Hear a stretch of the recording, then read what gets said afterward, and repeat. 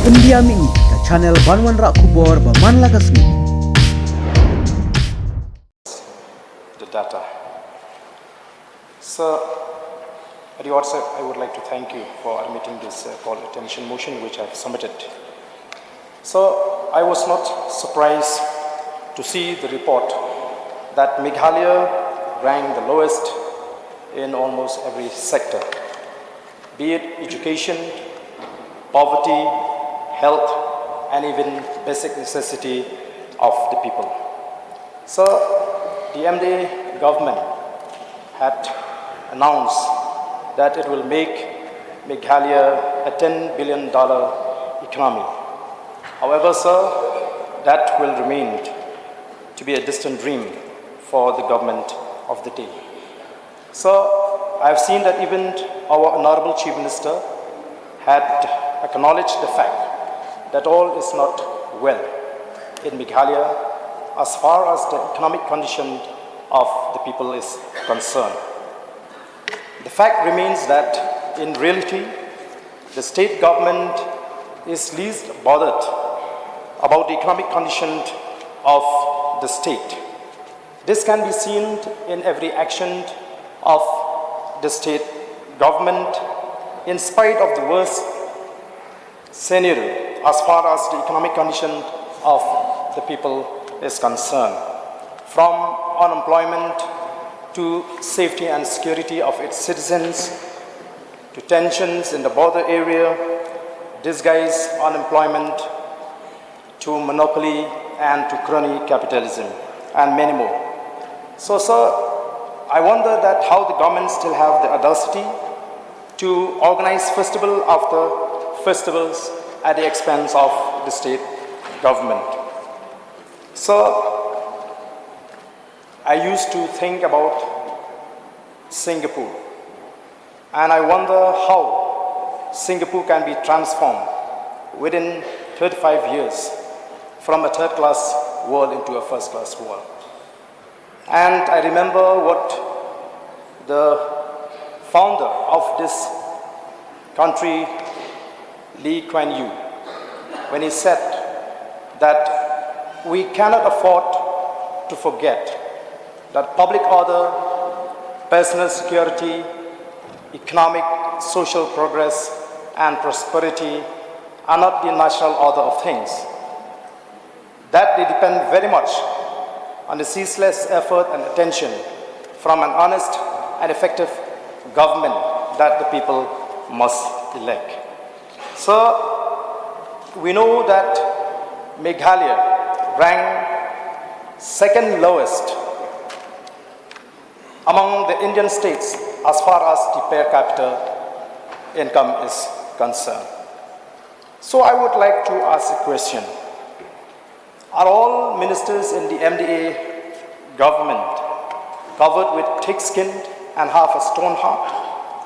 Where is their conscience when people could not even manage to get their basic necessity of life, that the state can contemplate to organize festival after festival to celebrate? So who and what are we celebrating for? Therefore, sir, I strongly demand from the government to stop all kinds of festivals for the sake of our poor people and as a matter of respect for them. So this is my short submission, sir, because we can understand that the attempt of the government to organize these festivals is only to divert the attention from the real issues. With this few words, sir, I resume my seat. May I request Chief Minister to reply, please.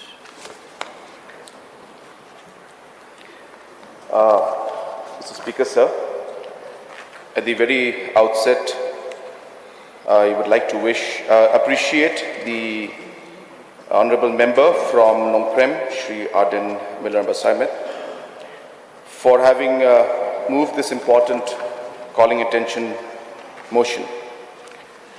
Sir, in the news article, there was a reference to a publication in India Today, dated 18th of August 2023, under the heading India's Decade of Disparity, a deep dive into NASA's latest poverty index. So this report explains deprivation based upon a combined observation on government data and satellite imagery, sourced from socio-economic data and application center CDAC.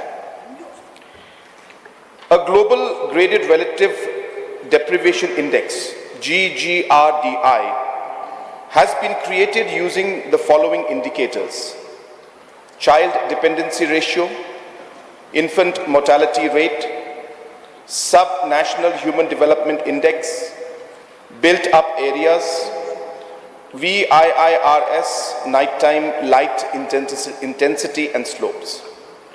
And as per the report, Meghalaya has been ranked as low performer along with Ladakh, Rajasthan, Arunachal Pradesh and Mizoram. In this report, CDAC combines a set of socioeconomic data with satellite imagery and interprets the data by putting higher weightage of 60% to the satellite imagery components. The unconventional methods used by CDAC are typically not recognized as a measure of poverty and deprivation. In fact, sir, in its disclaimer, CDAC itself admits the inconclusive nature of these indicators on the grounds that the report doesn't provide a measure of absolute poverty. So, sir, the people who have come out with this report have put a disclaimer saying that they are admitting the inconclusive nature of these indicators on the grounds.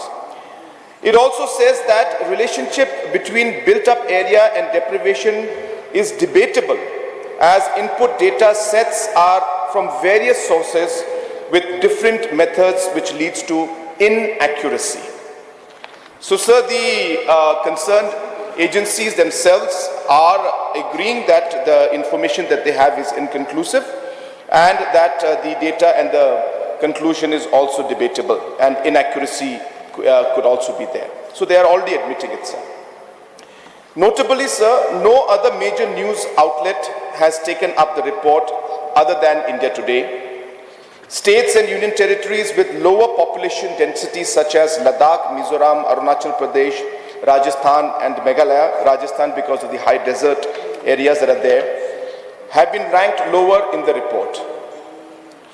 Urbanized states with higher population density like Chandigarh and Delhi NCR have fared better.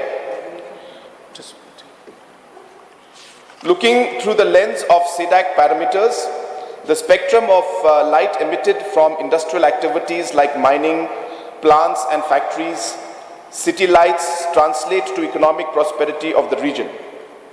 Considering these limitations, the ranking on the global graded relative deprivation index cannot be taken as completely reliable measures of socio-economic deprivation, and hence it is not an accurate reflection of the living standards in the state, as has also been mentioned and a disclaimer has been put by the authorities that have brought out this report.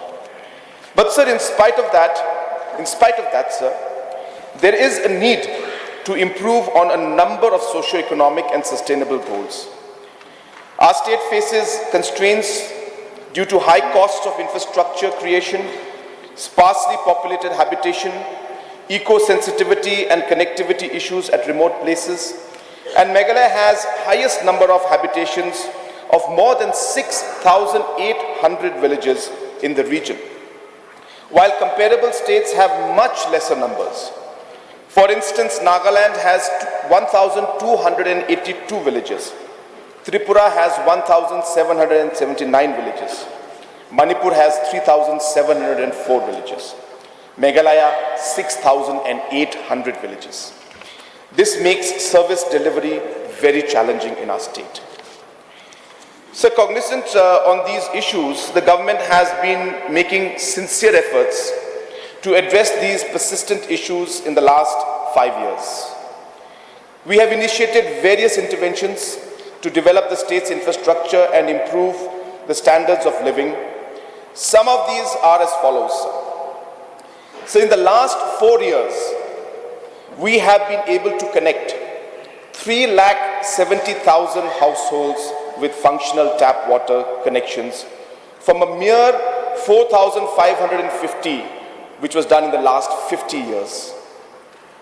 We have constructed 2,558 kilometers of rural roads in the last 5 years, which is more than the total number of roads constructed in the last 50 years. Under NRLM, the number of SHGs today stands at 44,000, which is 7.5 times more than what was created in the last 50 years. We have streamlined the implementation of MGNREGS, which has resulted in the average annual wage transfer to beneficiaries from a mere 9,000 to today 11,500.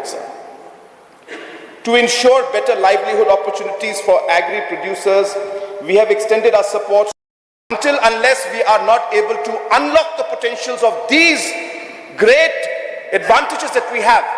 So we will not grow, and hence we must have these festivals. He's saying have no festivals at all. Sir, I'm sorry, and I really feel sad at the kind of narrow vision that the honorable members who have raised this issue and saying that cherry blossom should not happen are taking. You ask any of our youths who are there today, they will tell you how much opportunity they will get through the cherry blossom festival and how our economy will grow, sir. Yes, there are some expenditures, but nothing comes for free. Honorable minister has already replied, saying that the cherry blossom festival will cost maybe about 8-9 crores. Out of that, 1.5 or 6 crores will be spent by government of Meghalaya. Rest is going to be brought out by ticket sales. What better model can we have? And yet they question. And looks to me like, sir, they are questioning for the sake of questioning. That is all. They're just questioning for the sake of asking questions and trying to maybe have brownie points outside. But realizing that we have to be mature here. We have to be leaders out here to understand the larger goal for which we are standing here today, which is to make the economy grow and develop, sir. So therefore, sir, this is not a long debate, but I got this opportunity to speak about the different issues. But I'd just like to share a few other points before I resume my seat. That apart from the CM Elevate program, sir, a large number of skill development programs are also taking place, where we'll be training almost close to 1.5 lakh youths. So we have come up with a very, very large agenda for ourselves, a very high goal. Again, the honorable member may again, make fun of these goals that we have, but that's how we think and we move forward. That we would like to saturate is the word I use. I would like to saturate this government, the MDA government would like to saturate the housing areas. Make sure that every single household or family should get a house, whether it's through PMAY scheme or through other schemes. We would like to see that every village is connected, saturate so that every village is connected either through a motorable road or at least through some suspension bridge or some kind of footpath. We would like to see that every village has got internet connectivity in the coming years, at least in this next 5 years. We'd like to see that every village and every household has got water connectivity. We'd like to see that every village and every household should have power connectivity. So these are big through some suspension bridge or some kind of footpath. We would like to see that every village has got internet connectivity in the coming years, at least in this next 5 years. We'd like to see that every village and every household has got water connectivity. We'd like to see that every village and every household should have power connectivity. So these are big targets that we have set. And let me assure the House, sir, we will do everything in our capacity to achieve this goal, sir. So today, we are also going forward with a very, very important agenda, which is to ensure that public service delivery improves. Sir, I've already informed the House, and I would like to once again remind the House that in the next 2,000 to 3,800 volunteers will be selected and placed in every village as a representative of the state government to be able to provide the services that they want at the doorstep. This volunteer-based network will be connected through a software and through a call center where before the individual can even complain, that the transformer has gone, the volunteer will update the information to us. It will be a very strong intelligence as well as a very strong service delivery and overall monitoring mechanism so that we can ensure that the services, and very important CM Connect is what we're calling it, we'll be starting this program very soon. So sir, I do apologize to the members for having taken up a lot of time, but I thought that it would be appropriate for me to speak about the different points that have been raised throughout this session and give a reply to all those factors. And sir, again, as I mentioned, sir, we are not saying that issues and problems are not there. It is there, sir. We know that challenges are there because last 50 years we have faced it without blaming anybody. But then we need to have that determination in our hearts and in our minds that we will make sure that we change that. And that starts with a vision and a goal and moves forward with teamwork. Today, there are certain members who talk about certain government being run by certain individuals. Sir, no government is run by any individual, sir. It is a teamwork. We believe in teamwork, sir. I cannot do things alone. Honorable Deputy Chief Ministers who are here, they have a responsibility. If they don't work, things will not happen. They are part of the team. It's not run by one individual. And as far as I know, the Chief Minister is Sangma, the Deputy Chief Minister is Tinsong, and the Deputy Chief Minister from Jentia Hills is Mr. Dhar. So therefore, sir, let's not make this kind of allegations and remarks which are really very, very petty, sir. Sir, I have not disturbed the honourable member, sir. He'll have his chance. On the rule 300, sir, point of order, sir. I raise the point of order. Sir, 54.2, there shall be no debate on such statement at a time it is made. So, sir, do you allow to have a debate? If you allow, then we will debate. I'm ready to debate for you, with you, sir. It doesn't mean that you'll take advantage of this call attention and express what you feel only. We have. When you talk about the mindset, we know what is the mindset. There is a difference between the mindset of a tribal and the mindset of those who have been upbringing outside the state, sir. So when you want to talk about mindset, let us talk about the mindset. What kind of mindset you are talking? You think just because we raise issues concerning the state that we are narrow-minded? Honorable member, please. Don't try to insinuate. Don't try to insinuate. Because you speak straight to the call attention. Address the point that I've raised in the call attention. If you want to debate, let us have another platform to debate, sir. You can extend the house. Yes, already. Can we allow you to just speak alone? Please stop. Please stop. Deputy Speaker, sir.